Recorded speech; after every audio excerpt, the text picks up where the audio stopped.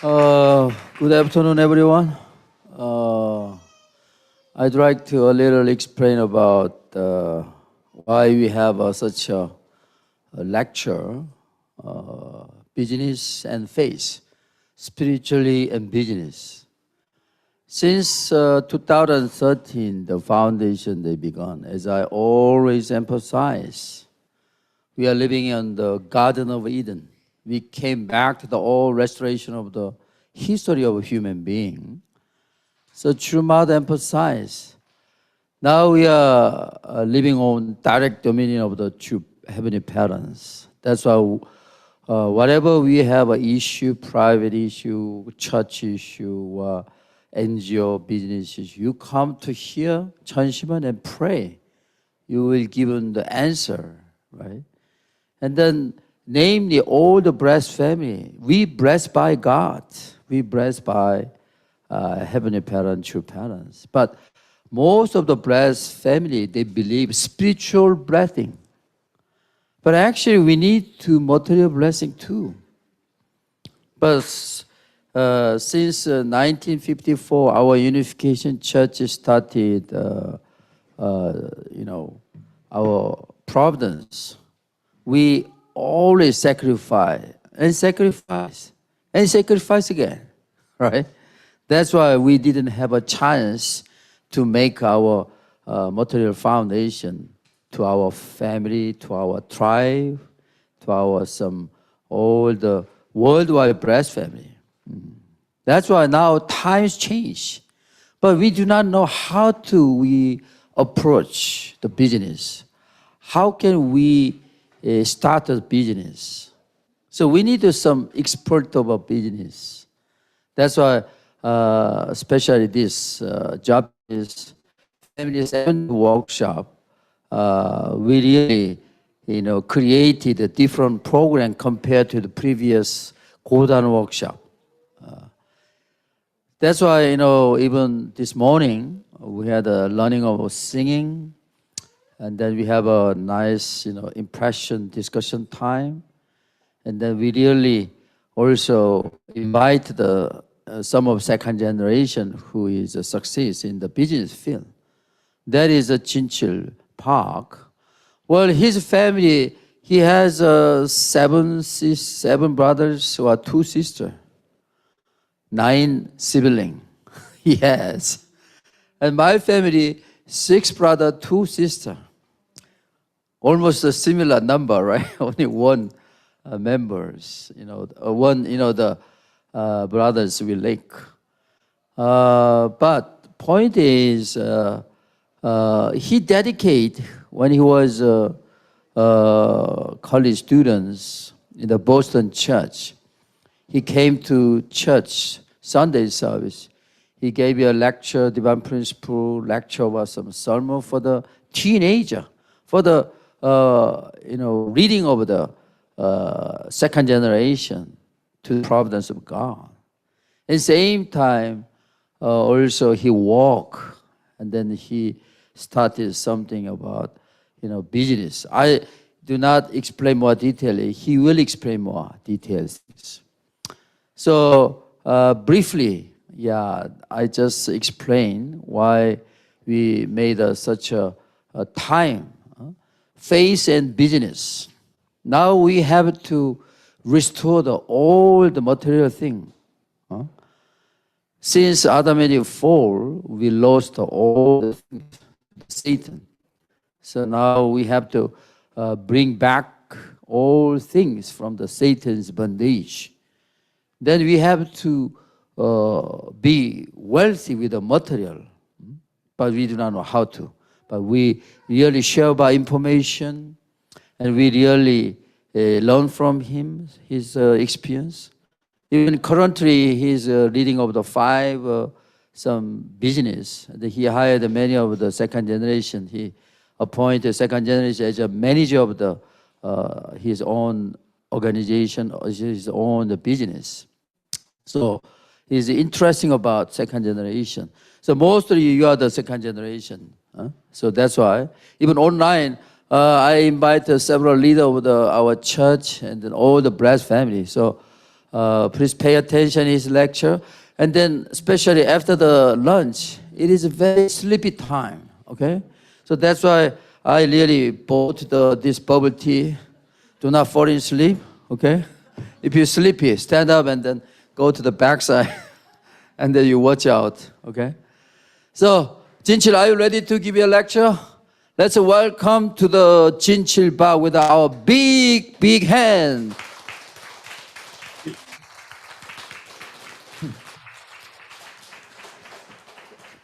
Jin Chul, you speak English, they understand. You might be, okay. Everyone can understand English. It's okay. Sorry, my Japanese is not so good, even though I'm married to a Japanese. My wife is daughter of the Sugiyama family, and we have 2 children. But my Japanese, I stopped. It got too difficult when I was in college, and they had me memorize 1,000 kanji, and I said, "Oh, too much, too difficult to memorize 1,000 kanji." So my Japanese is very limited. Sorry.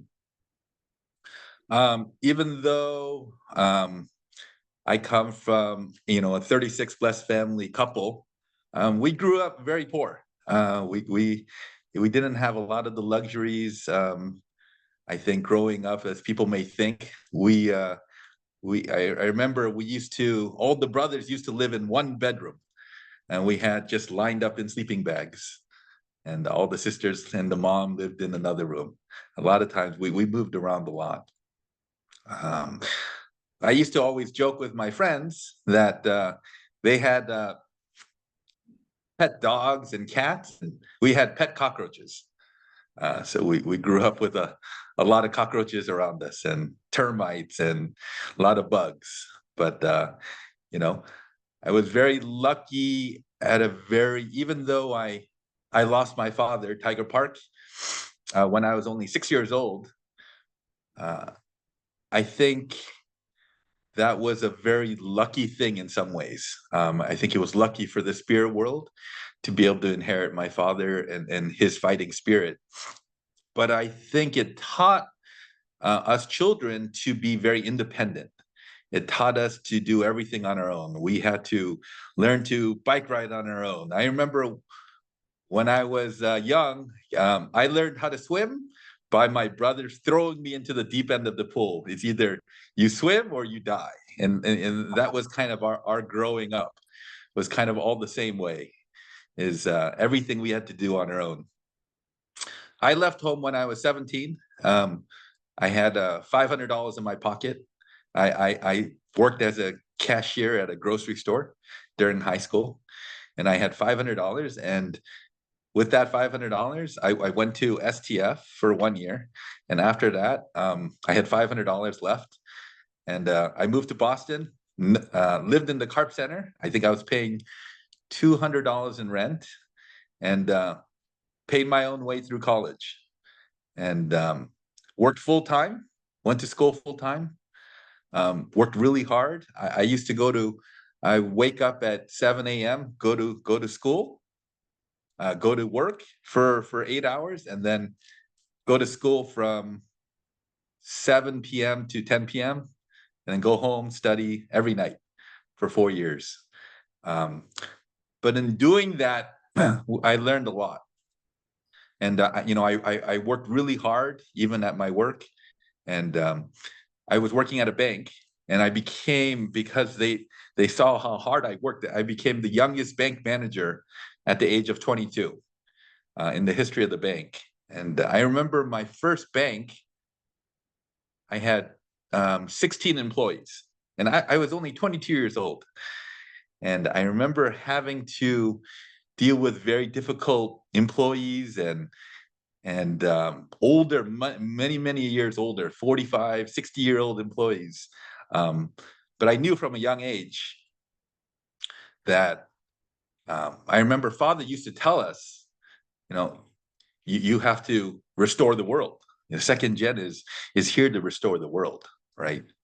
And I tried. I was a Sunday school. I taught Sunday school. I was a youth pastor for 5 years in Boston, and every week I gave a sermon to all the high schoolers and college kids, and did that for 5 years. And it just wasn't for me. And I knew business was in my life, and business was always kind of part of my life. And I knew that Father wanted me to eventually restore the financial world. That was kind of my goal. That was my purpose in life, is to restore the financial world, because I saw so many instances when you're working with money.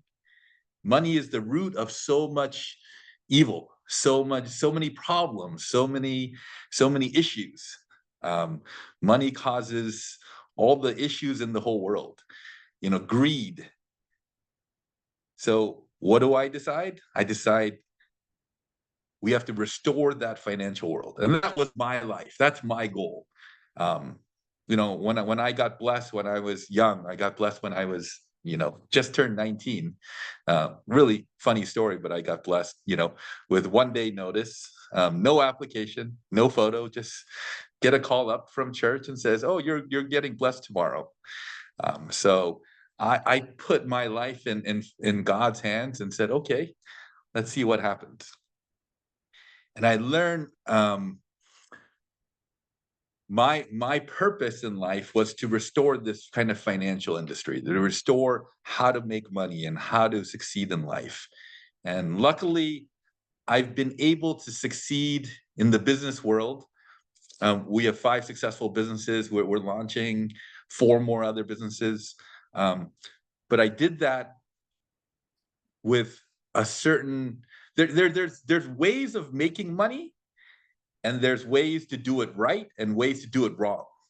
If I just focused on making money, I'm sure I would be 100 times richer financially if I just focused on money. There are so many times when I was in business. I've been an entrepreneur for the last 23 years now. And there's so many instances I remember that if I just cheated a little bit, if I just lied a little bit, if I just did something a little bit unethical, I would have won this bid, or I would have done this and I would have gotten. I remember one time I had to bribe a company employee, and if I gave him $20,000 in cash, I would win this contract. I couldn't do it. It just wasn't in my blood, and I lost the contract, and we lost the business, and the other person made millions of dollars. So, is that bad? I had that opportunity to make millions of dollars if I just did this one little bribery. But how you conduct business, how you make money is just as important as making money. How you succeed in life and how you succeed in afterlife, money is just a number in the bank account. If I have $10 million, it doesn't matter. It really doesn't matter. But the way, my Mr. Zhang asked me to talk today about faith and business, and how I incorporate faith in my life and business in my life. And yes, I am very successful. We have a big house, we have big cars, and we have jet skis and everything. It doesn't really matter. I do things, and I'll tell you the secret. This is the best thing I've learned in the last 25 years being an entrepreneur. The secret, there's 3 things I would focus on, but there's one secret in particular.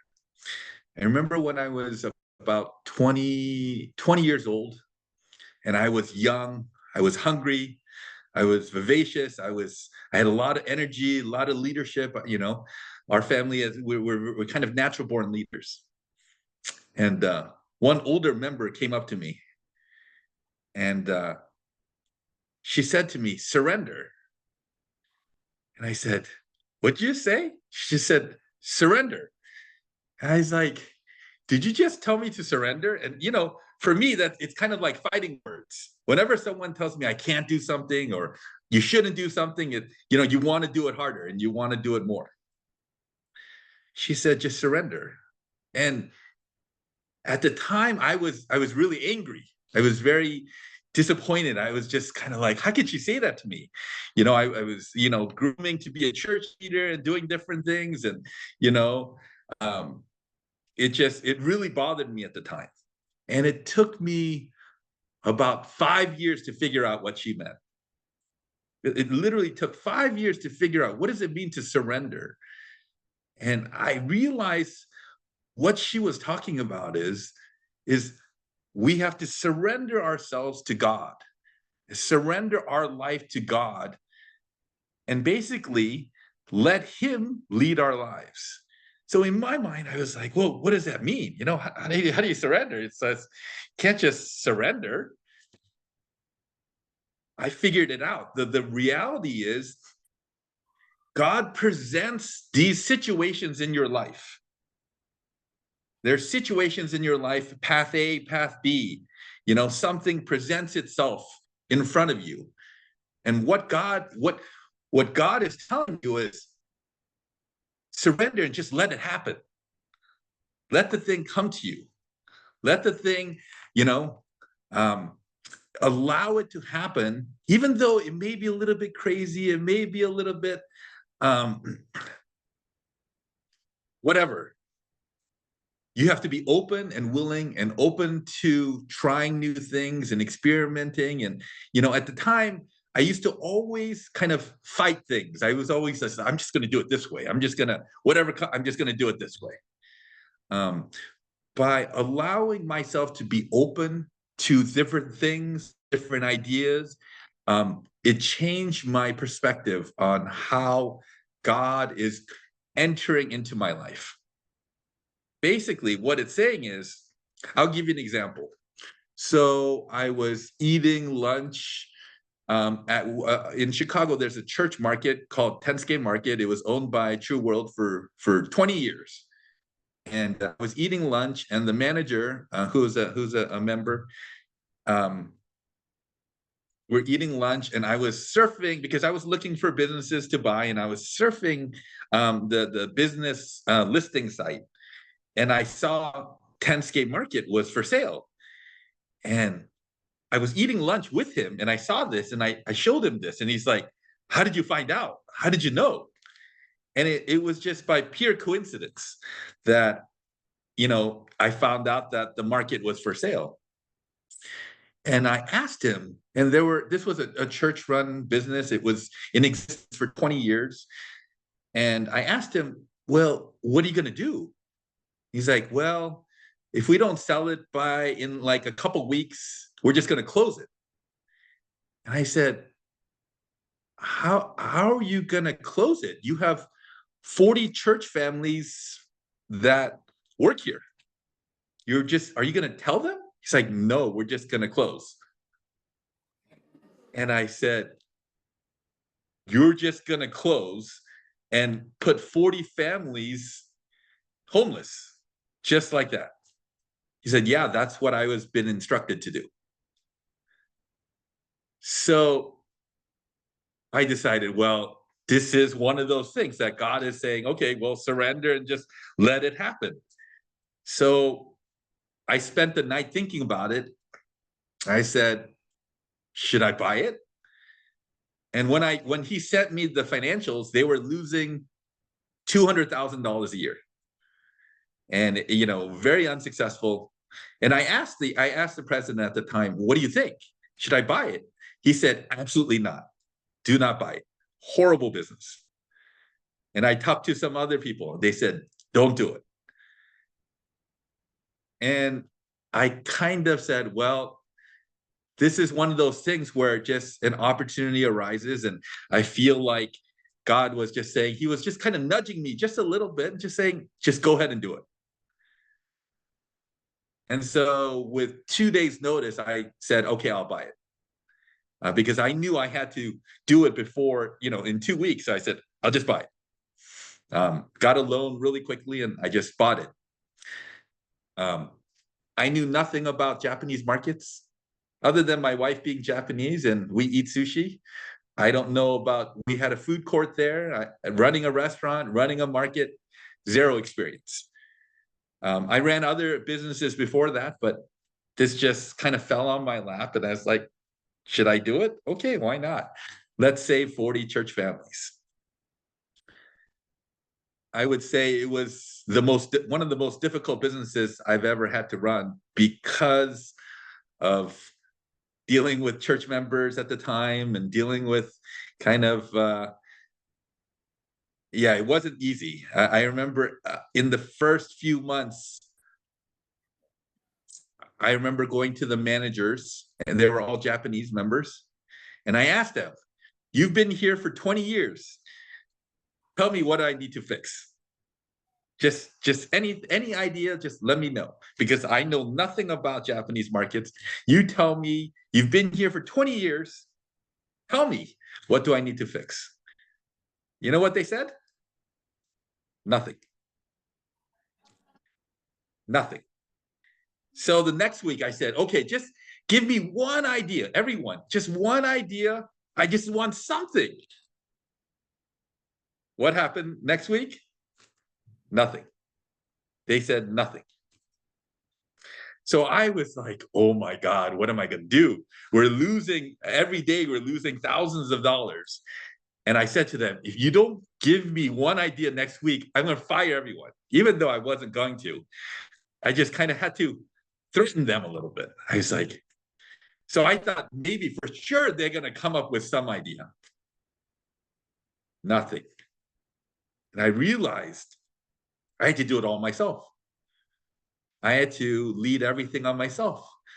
So from that day, it was 15-hour days, scrubbing the floors, cleaning the toilets, making sushi. I had never made sushi, making ramen, learning all the recipes every day. And I remember after 3 months, I said to myself, what did I do? What did I do? What did I just put myself into, servitude of this market. And, I have a big, I remember the lease payment on it was 25,000 a month. And it was the most difficult time. But I knew what I was working for. I knew that if we turned this around, we would save 40 families. So I worked incredibly hard, and I realized we do it together as a family, and we'll have to lead them. I'll just have to lead. We need to make, so my approach was we had to change 1,000 small little things. The bigger things were just too big, but we just started fixing every little thing day by day. And I remember talking to my management team. I said, every day we met, and I said, today, what are we going to do better than we did yesterday? And for Japanese, it was a very difficult concept for them to understand. It was a very difficult concept for them because they've always done the same thing, the same way for 20 years. And so I just asked them to be open and to just trust that we could do it together. So we stopped the bleeding in 3 months, and we turned a profit in 6 months. First time ever. And we ended up doubling the sales it took about 4 years, and we went from 40 church members.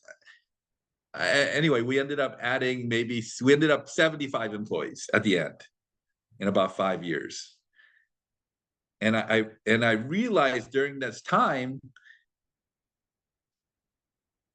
I realized that God had put this kind of situation in front of me. And it was God that had kind of helped me build this opportunity. It wasn't really me. It was me surrendering to what God wanted.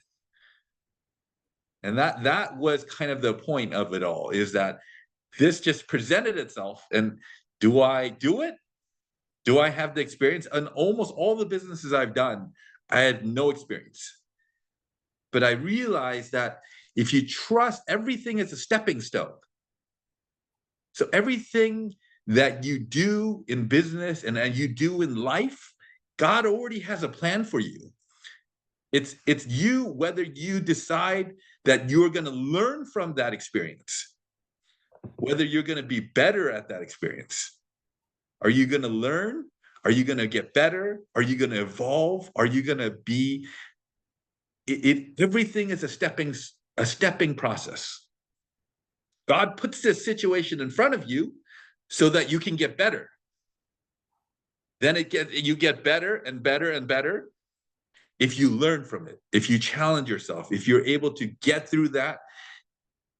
I remember when I was younger, I used to, whenever there was a decision, I would say, okay, I'm going to choose the harder path because I'm young and I'm feisty, and I'm just going to choose the harder path no matter what. I'm always going to choose the harder path. I used to go on interviews for fun. I would just go to random interviews just to see, for fun, just to train and get better and learn. And, so I would always try to choose the harder path. And I knew Tensuke, running a market, a Japanese market that I knew nothing about, would be the hardest path. And sure enough, that was a culmination of hard work. And, we never fired a single employee, never fired a single church member. Of course, some of them quit because, they couldn't evolve or change, but we did it together as a family. And it was from that, so many other things catapulted from that. The relationships that you build, the network that you create. So for me, surrendering to what God wants, and every day we have opportunities and things come down our path. It's whether we choose to accept and listen to those opportunities and listen to what God wants us to do. That's what she was talking about, is surrendering to God's and listening to God's will. It's not just, okay, we'll just do anything and just like, oh, it's just going to come to you. It has to go beyond than just, okay, well, God's going to present this amazing thing for you and it automatically, you win the lottery. It doesn't work like that. You don't just win the lottery. It's a lot of hard work. It's a lot of dedication. Goes into my second point. Everything that I do in business is never for my own individual gain. We currently have 6 second gen, third gen that run our businesses, and we do it for them. We do it for our family. We do it for our community. It's not about the individual gain of what we're trying to do. It's about living for, when I bought Tensuke, I literally bought it because I knew it was going to save the families. And I knew if I didn't buy it, what it would do to the community would be devastating. In our Chicago community, it would be absolutely devastating. So we do it.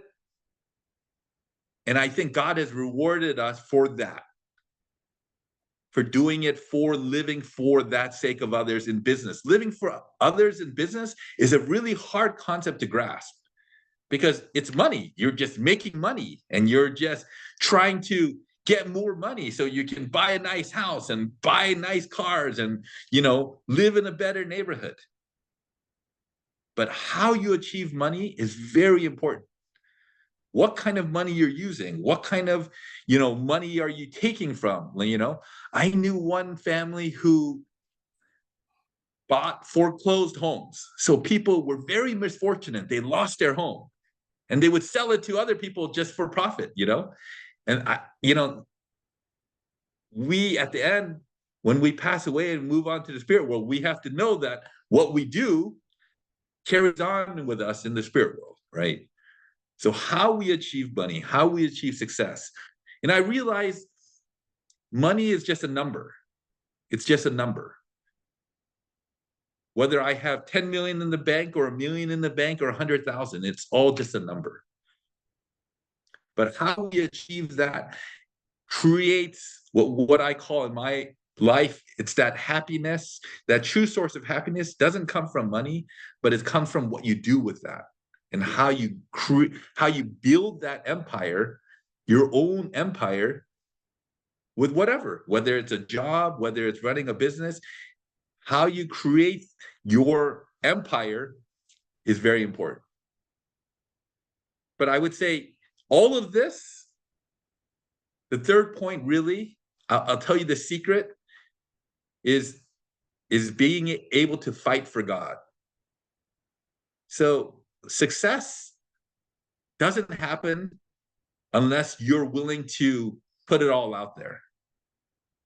Unless you have, they did a study of all the successful millionaires in the world. They studied, I think it was 300,000 successful millionaires, and they determined one defining characteristic.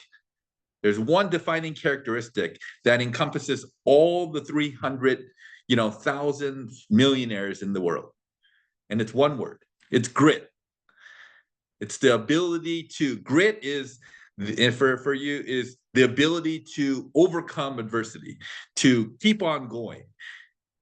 So many times when I was running the Japanese market, I was kind of crying in the corner. I was like, I can't do this. It's just too hard. And it was every day there was a problem. The refrigerator was breaking, the employee was fighting, every day I was struggling. For the first 2 years, I cried almost every day, just struggling to try to hold this market together. But if you have grit, if you have the ability to fight for God, it's this inner burning of no matter what, you don't quit.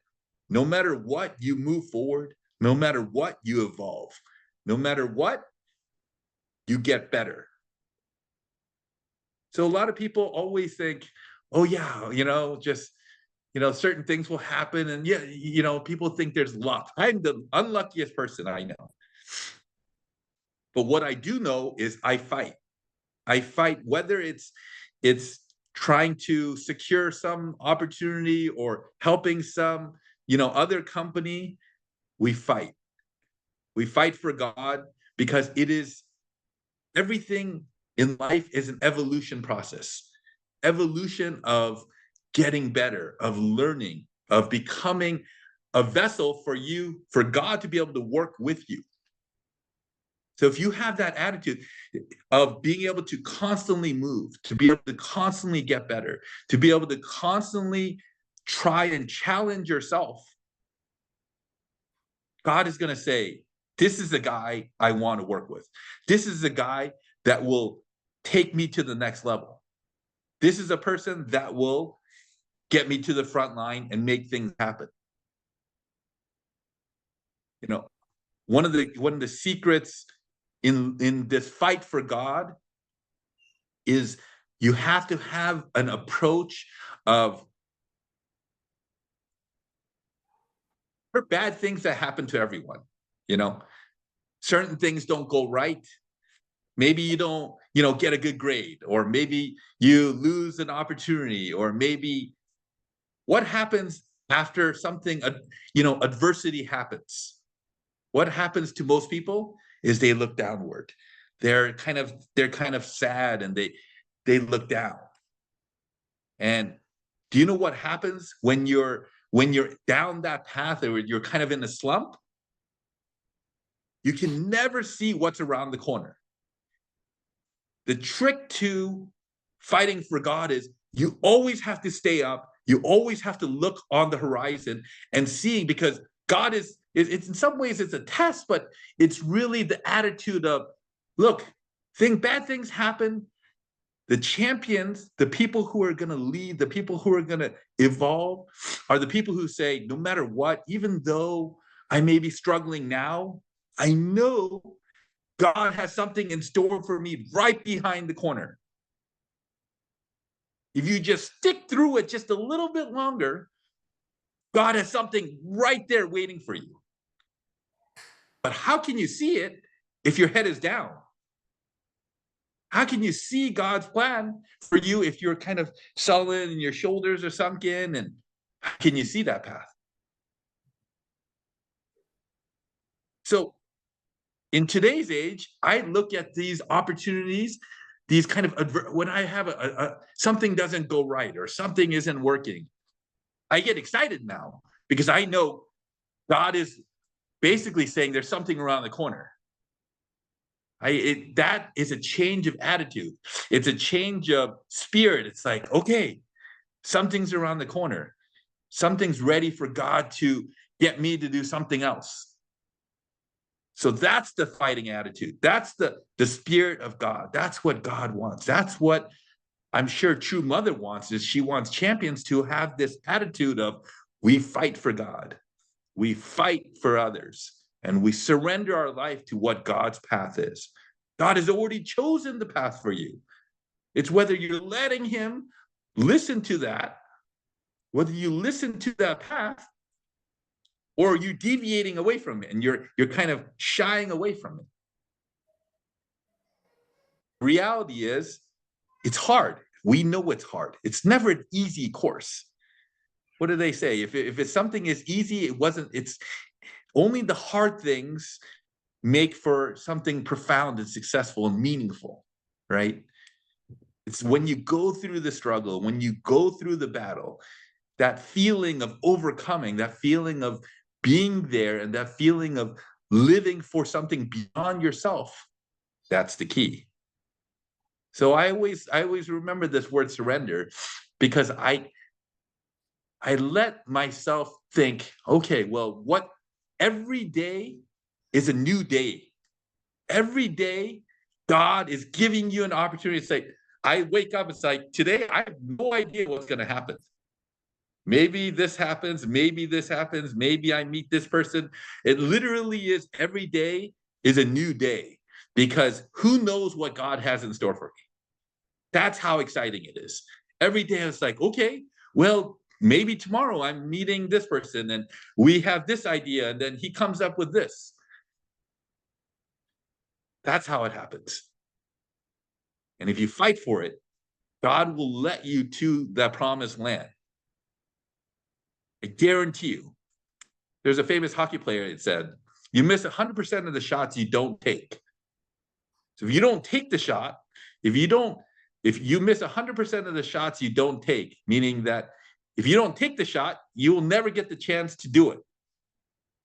So you have to take the shot in life. You have to take the shot, fight for God, and I guarantee you, with 100% certainty, that you will be successful in what you do, no matter what. Now you say, how is this possible? Not everyone has my character. Not everyone has the fighting spirit. It's not like we were necessarily born with this. I wasn't just born with this. It's just the circumstances, how I grew up, and we were poor and we had nothing. And I remember I lived on the church cart floor, with cockroaches and everything. And it doesn't matter what situation you're in currently. Today, God is giving you the opportunity that today, tomorrow is a new day. Tomorrow is a new opportunity for you. And tomorrow, you never know what God holds in store for you. Question is, are you willing to take that opportunity and fight for him? That's the question. Do you have the courage to do that? Do you have the courage to fight for God? If you do, I guarantee you, God will make you successful. 100%. Thank you so much.